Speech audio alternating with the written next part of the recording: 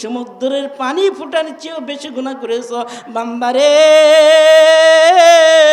ও আমার বান্দা, আমার রহমত থেকে কখনো নৈরাশ হইও না। সুবহানাল্লাহ। তাই কবি বলেছেন বাজা বাজ আখর হাসে হাসি বাজা ঘর কা ফেরো গেবরে বুত প্রস্তি বাজা। আমার আল্লাহ রাব্বুল আলামিন ডাক বলে বান্দা আয় বান্দা আয় বান্দা আয় আয় যাস না রে বান্দা যাস না বান্দা যাস না আয় বান্দা আয়। তুই অন্যায় করেছিস, গুনাহ করেছিস, শিরক করেছিস, সমস্ত গুনাহ থেকে ফিরে যাস না রে বান্দা, যাস না বান্দা যাস না। আমার রহমতের দুয়ার তো আমার জন্য খোলা। বান্দারে তুই একবার সাচ্চা দিলে, খাঁটি দিলে তওবা কর, আমি আল্লাহ তার জিন্দিগির গুনাহগুলি মাফ করিয়া দিব। তার জিন্দিগির গুনাহগুলি মাফ করিয়া দিব। আমরা কি গুনাহ করেছি? কথা বলেন না কেন? গুনাহ করছি। তাহলে আমাদের কর্তব্য কাজটি তওবায়ে ইস্তেগফার পড়া, তওবায়ে ইস্তেগফার পড়া, বেশি বেশি গুনাহ থেকে বেঁচে থাকা। আল্লাহর নবী বলেছেন ছোট গুনাহ কইরো না। কি? ছোট গুনাহ কইরো না, ছোট নেকি ছাইরো না। দুইটা কাজ। কি? ছোট গুনাহ কইরো না, ছোট নেকি ছাইরো না। এই ছোট ছোট গুনাহ কে করতে করতে অনেক গুনাহ জমা হয়, আর ছোট ছোট নেক করতে করতে অনেক নেকি জমা হয়ে যায়। এই জন্য এই দুটা কাজ যদি আমরা করতে পারি তাহলে গুনাহ থেকে বাঁচা কি সহজ। গুনাহ থেকে বাঁচতে হয়। যাই হোক, যেদিকে আলোচনার বিষয় সেদিকে আমি আলোচনা কিছু মুক্তাসার করব। আমি আল্লাহ তাআলার কালামে পাকের সূরাতুর রহমান থেকে কিছু তেলাওয়াত করেছি। এখানে আল্লাহ রাব্বুল আলামিন বলেছেন আর রহমান। কি? আমার দিকে তাকান, কি বলেছে? আর রহমান, আমি আল্লাহ দয়ালু, বড় দয়ালু। তাহলে আজকে বাড়িতে থাকতে পারতাম, বাড়িতে থাকতে পারতাম। বান্দা আল্লাহর চিনে না।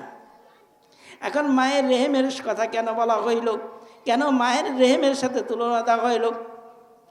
আল্লাহ দুনিয়ার এই মানুষের চেয়ে, দুনিয়ার সমস্ত মাখলুকের মায়ার চেয়ে কোটি কোটি কোটি কোটি গুণের বেশি মায়া আমার আল্লাহর। হ্যাঁ, বেশি দয়া আল্লাহ। কিন্তু বান্দার আল্লাহ সামান্য একটু মায়া দিস। মায়ের পেটের জগতে যখন কোনো বাচ্চা থাকে, মা বাচ্চাকে চিনে, কিন্তু বাচ্চা মাকে চিনে না। ও পেটের মধ্যে লাথি মারে, গুতা মারে, মা অস্থির হয়ে যায়, অজ্ঞান হয়ে যায়। কিন্তু মা বাচ্চারে চিনে বিদায় মা যখন চলাফেরা করে, কোন জায়গায় উঁচু, কোন জায়গায় নিচু, কিভাবে চলাফেরা করতে পারবে, কিভাবে চলাফেরা করলে মায়ের পেটের বাচ্চাটা ভালো থাকবে, এই জন্য মা দেখবেন আস্তে আস্তে পা ফালা। একটু দয়া দিছে কে? মায়ের অন্তরের ভিতরে বাচ্চার একটু দয়া দিছে, কিঞ্চিত পরিমাণ দয়া দেওয়ার কারণে বাচ্চা মাকে চিনে না, মা বাচ্চাকে চিনে। মা বাচ্চাকে চিনে, চেনার কারণে মা তার বাচ্চা কিভাবে হেফাজতে থাকবে এই পরিমাণে সে চলাফেরা করে। উঁচু জায়গায় দৌড় দিয়ে উঠে না, আর নিচু জায়গায় দৌড় দিয়ে নামে না। ধীরে ধীরে ধীরে ধীরে আস্তে আস্তে বান্দা কি করে? মা পা ফালাইতে থাকে। কে চিনে বিদায়? বাচ্চা কিন্তু মারে চিনে না, নাকি চিনে?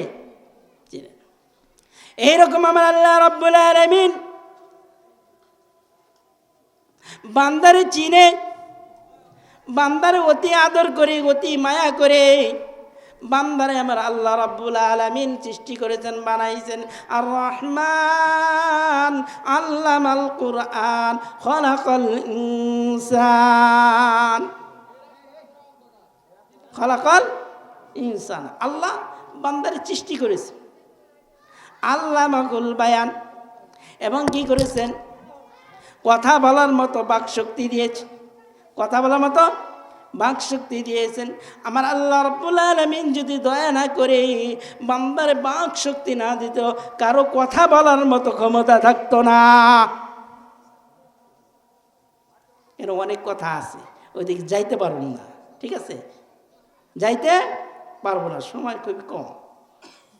যাই হোক, আমরা যে আল্লাহর বান্দা, আল্লাহ যে আমাকে সৃষ্টি করেছে, আপনাকে সৃষ্টি করেছে, এটা ঠিক আছে তো? ঠিক আছে না? তাহলে যদি আল্লাহর সৃষ্টি আমরা হয়ে থাকি, যদি আল্লাহ আমাদেরকে সৃষ্টি করে, তাহলে আমাদের উচিত আল্লাহর হুকুম মানা, আল্লাহর হুকুম মানা, ঠিক না? আমার আল্লাহ রাব্বুল আলামিন বান্দারে সৃষ্টি করিয়া বান্দার উপর কি করেছে? বান্দা আল্লাহকে চিনবে না, জান্নাত চিনবে না, জাহান্নাম চিনবে না, আল্লাহর হুকুম সঠিকভাবে মানবে না, পাপাচারি করবে, অন্যায় করবে, অপরাধ করবে। এই জন্য আমার কি লা ইলাহা ইল্লাল্লাহ, লা ইলাহা ইল্লাল্লাহ, নাই কোনো মাবুদ আল্লাহ।